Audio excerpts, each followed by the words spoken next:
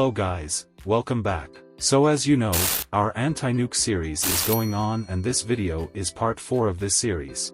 In today's video we are going to write code for Anti-BanRemove and Anti-RoleUpdate. Before starting, I want to say that if you are interested in coding then you should subscribe to this channel.